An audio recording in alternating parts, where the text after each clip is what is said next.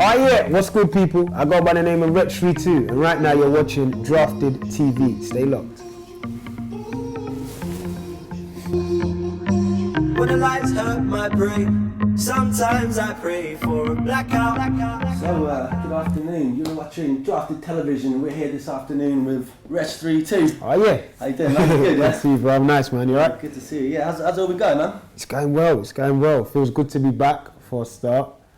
Not that I really went anywhere, but it's it is a new campaign, a new single, a new album. Everything's going to be new, so yeah, it does feel good to be back on the circuit, back sitting down doing interviews with yourself. Hey, lovely, man. So you got your new single Blackout coming out very shortly. What's the premise of the song? You know, I wanted to make an uplifting record. I wanted to make people smile again, man. I feel like we ended the black and white campaign with all the serious songs. And of course, as an artist, there's different sides to me. There's like that happy side, and then there's that, very serious side. And, you always want to make sure the music that you put out reflects you as an entire artist. And I feel like a record like Blackout is just what I needed to come back with. To uplift again, to make the sun want to come out, to make people want to smile, to make you want to go to a festival or go to a nightclub to hear this record. In the build-up to releasing Black and White, did you have any idea at the time? Did you think at all that the album and the singles you released were going to be as successful as they were? I'm the type of guy that never believes it until it's happened. So it's like, I done the best I could do on the record. So automatically that's finished. Now I'm like, okay, I'm hoping it does well, but you never know. The first single comes out, that does well. So when I make the next single, everyone's like, nah, man, you'll be all right, man. It's just that's what it happens, isn't it? It just charts, it'll be top 5. And I'm like, until I see it, I'm not going to believe it. So I was not nervous, but I was anxious of every release. Like the second single, Unorthodox, anxious. The third single, Don't Go, anxious. The album, anxious. Like I've never taken anything for granted. I always know you always got something to prove, and I suppose you're only as good as your last record in today's day and age. So yeah. Yeah, I mean, why do you think it's taken so long for the UK to accept hip hop in its mainstream?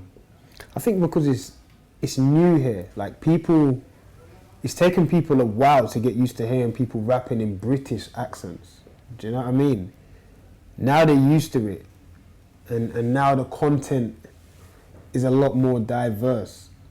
And I think people are realizing they can relate to more things that rappers are saying. Like when you hear someone like Tiny Temper saying raving with the freshers semester to semester, like that means a lot to a lot of people. Like I don't go to uni, so it's not for me, but if you go to university, that's such a relatable line.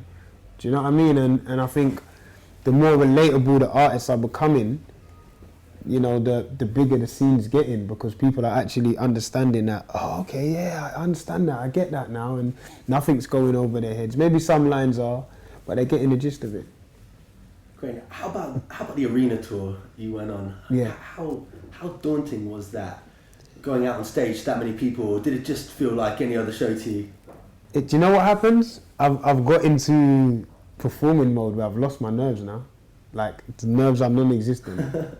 And I try and get it back. I try and make mistakes. I try things to get the nerves back. But it's honestly like stepping in the shower for me. But the best shower I could ever have. It's fun. It's the best thing I want to do. But there isn't any nerves anymore. It's just like, I can't wait to do this, man. I'm so excited. I'm like, please give me back some nerves again. Like I want to think I'm going to slip up. But it's such a beautiful feeling, man. When you hear 15,000 people singing, a record that you wrote about them back to you, that feeling's incredible, man, and nothing's going to beat that. So, you grew up in Tottenham. Yeah. Tell me, what was it like to go from being involved in the underground hip-hop scene and rapping on grime tracks and putting out your own mixtapes, to being welcomed into that mainstream chart, into that whole kind of mainstream world as such? I mean, how easy is it to make that jump? It's very hard. It's very difficult, and I think every artist is like one record away from that glass ceiling.